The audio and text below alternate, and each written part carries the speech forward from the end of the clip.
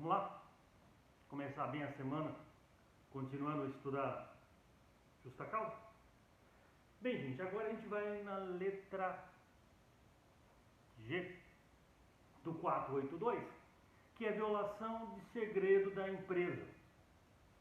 Ocorre quando o empregado é detentor de algum segredo da empresa e ele viola. Chamado de espionagem industrial também, muitas vezes acontece isso, né? É uma hipótese bem rara, mas pode acontecer, tá bom? H contém duas faltas graves na letra H: indisciplina e insubordinação. E aí fica muito fácil. Indisciplina é a desobediência a ordens gerais, a ordens genéricas, a ordem que todos têm que obedecer, que muitas vezes pode estar no regulamento da empresa, por exemplo. Já a insubordinação é uma ordem direta dada pelo empregador, né? Não se esqueçam que um dos elementos inerentes à condição de um contrato de trabalho, da caracterização de um empregado, é as ordens. O modo de prestação de serviço por parte do empregado tem que ser conduzida de acordo com observâncias dadas pelo empregador. Se o empregado não obedece às ordens diretas, é insubordinação. Tá bom? Letra I, abandono de emprego, né?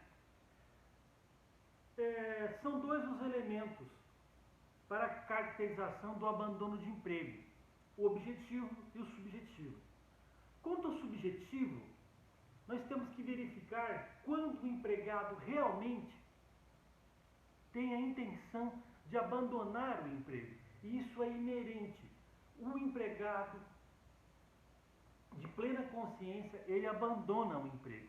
E tem um outro elemento, que é o elemento objetivo, que é o tempo de ausência do empregado.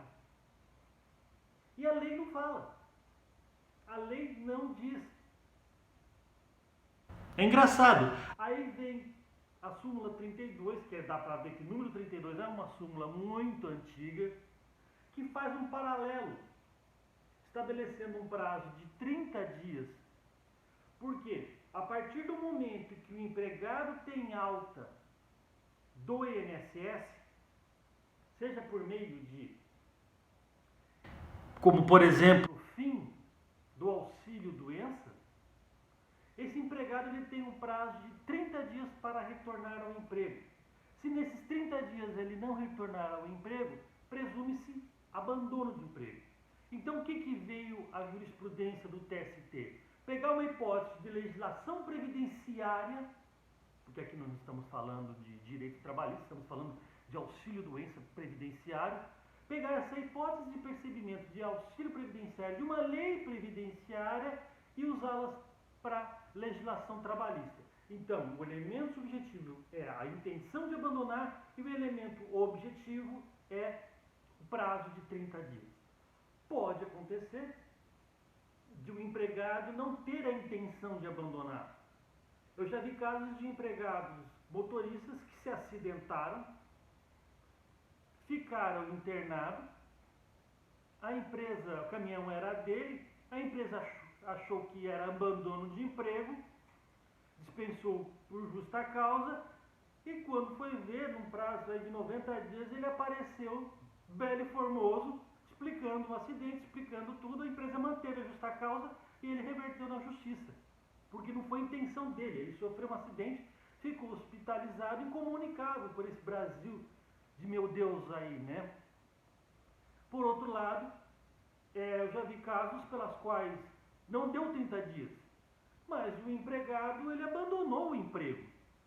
Por quê? Segunda não tinha aparecido, terça-feira não tinha aparecido, quarta-feira não tinha aparecido, o empregador simplesmente mandou um funcionário atrás desse outro funcionário e foi ver que em horário de serviço ele estava trabalhando para uma concorrente, né? Não precisa nem explicar, no final das contas não deu 30 dias? Não deu 30 dias, mas a intenção dele era de abandonar o emprego. Afinal de contas, no horário que era para ele estar no antigo emprego, ele estava no novo emprego, trabalhando todo uniformizado para a concorrência do antigo empregador, né? No caso, a Justiça do Trabalho também manteve a justa causa, apesar de não ter dado 30 dias. E aquela questão de publicação em jornal, não existe, tá? A lei não dá, a jurisprudência, melhor dizendo, não dá fé nenhuma. Ninguém lê jornal, ainda mais hoje em dia. Tá bom? Tá? Não ocorre abandono de emprego se o empregado falta os 30 dias do aviso prévio. Simplesmente ele não vai receber pelos dias que ele não trabalhou, né? Não acarreta também abandono de emprego empregado que fica mais de 30 dias sem atender a convocação de contrato de trabalho intermitente, tá bom? Beleza? Letra J, J de José. Ato lesivo da honra ou da boa fama praticado no serviço contra qualquer pessoa. Ou seja, ofender a honra, calúnia, difamação e injúria de qualquer pessoa durante a jornada de trabalho, em horário de trabalho. Ou ofensas físicas, nas mesmas condições, ou seja, em horário de trabalho, salvo legítima defesa própria ou de outrem. Então é aquela pessoa que ofende a honra ou ofende fisicamente ou moralmente alguém em serviço. Qualquer pessoa, pode ser cliente da empresa, pode ser colega de serviço, superior, inferior, do lado, qualquer um. Ofendeu fisicamente, ofendeu moralmente em serviço, falta grave. Por outro lado, a letra K também fala em ato lesivo da honra ou da boa fama, ou ofensa física. Só que aí não é em serviço, é contra o empregador ou superior hierárquico. Aí, senhores, estando em serviço ou não estando em serviço, e aí que vem a diferença da letra J para a letra K, não estando em serviço, mesmo não estando em serviço, ofensas morais ou físicas contra o empregador, mesmo não estando em serviço, é falta grave. Tá bom? Por isso, colegas, não se esqueçam que quando nós estudamos dano patrimonial e dano extra patrimonial, cuidado com o que vocês põem na internet, tá? A internet não lhe dá o direito do esquecimento. Se hoje você fez uma merda e caiu na internet, daqui a 10, 20, 30, 50 anos, essa merda tá aí. Então, ofender colegas de serviço, no horário de serviço, ofender chefes fora ou dentro do horário de serviço pela internet, pode dar, além de dar falta grave, além de dar justa causa, também dá dano moral ou contra o chefe ou superior hierárquico, pessoa física, ou que pode ser os dois, também danos extras patrimoniais contra a figura jurídica do empregador, CNPJ. Então pode acontecer você empregado, se botar merda na internet, ser processado tanto pelo empregador, CNPJ, pessoa física, por danos morais, como também ser processado pelo seu superior hierárquico, se você também o ofendeu moralmente. Tá bom? Então estabeleçam bem a diferença entre o J e o K. Qualquer um em seu horário de serviço. Ofender moralmente ou fisicamente, qualquer um em horário de serviço. E fora do horário de serviço, seu chefe ou superior hierárquico. Beleza? Prática constante de jogos de azar. Primeiro, o que é jogo de azar? Jogo de azar é aquele jogo que depende do fator sorte, não depende da sua habilidade. Uma sinuca depende da sua habilidade. Por outro lado, um jogo de cartas depende do fator sorte.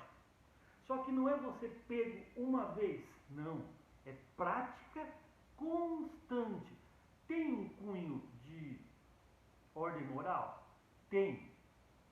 Não se esqueçam que os jogos no Brasil, os jogos valendo dinheiro, foram retirados no Brasil por influência da mulher do presidente Dutra, católica fervorosa. E desde então nunca mais se permite no Brasil jogos, o evento sorte, né? Remunerados, jogatina, como o pessoal fala por aí, cassino, né? Cá entre nós, prática constante de jogos de azar não tem só a questão do jogo em si, mas também de atrapalhar o serviço. O sujeito, em vez de trabalhar, está jogando carta. Pô, cá entre nós, cai no mau procedimento, né? Dá para tipificar, não precisava ter esse tipo aqui, mas tudo bem. E por outro, é a última letra, a letra M, que foi, como eu falei para vocês recentemente, incorporada no rol do 482. Perda da habilitação ou dos requisitos estabelecidos em lei para o exercício da profissão, em decorrência de conduta dolosa do empregado. Quando o empregado dolosamente comete um ato que faz com que ele perca a habilitação ou requisito para exercer aquela atividade de empregado. É o motorista que perde a sua carteira de habilitação, tem sua carteira de habilitação suspensa. Por exemplo, o contador empregado que perde seu registro no CRC. Tá bom? Por outro lado, temos aí o item 10.8, que são outras hipóteses que estão espalhadas, estão fora do 482, mas que também são consideradas faltas graves, ensejadoras de uma dispensa sem justa causa. Primeiro, é o artigo 158, parágrafo único da CLT. É quando o empregado se recusa a observar as instruções de normas de segurança expedidas pelo empregador. Como eu falei para vocês, o empregador ele contrata uma empresa, essa empresa vai fazer um laudo técnico de condições de ambiente de trabalho, o LTCAT. Com base nessa LTCAT, o empregador vai fazer as obras necessárias, implementar os equipamentos de proteção coletiva necessários para a segurança do seu empregado naquele ambiente de trabalho. Muitas vezes a instalação de extintor de incêndio, muitas vezes faixa no chão, muitas vezes aquelas placas fosforescentes, né, dizendo rotas de fuga, por exemplo, tá? E aí você tem instruções para lavar a mão, por exemplo, você tem uma série de normas que tem que ser obedecidas, visando a segurança, a salubridade, a integridade física do empregado. Se ele não obedece, dá justa causa. Uma vez só por ter fazendo essa cagada, tá? Apesar que é uma hipótese também de mau procedimento. Por outro lado, recusa do uso de equipamento de proteção individual. Você compra o equipamento, você verifica o CA, você instrui o empregado a usar o EPI e você pega ele não usando. Uma vez só, dá justa causa, sim senhor, tá? Muito raro porque na maioria das vezes o empregado, quando ele é dispensado por falta grave, ele cai em outras hipóteses também como um bom procedimento. Tá bom? Também o 240 é uma lei que tinha no serviço ferroviário, na lei que disciplinava o serviço ferroviário antes de 43, trouxe da legislação ferroviária e nós podemos, pelo princípio da analogia, usar em outras formas de trabalho, que é quando você tem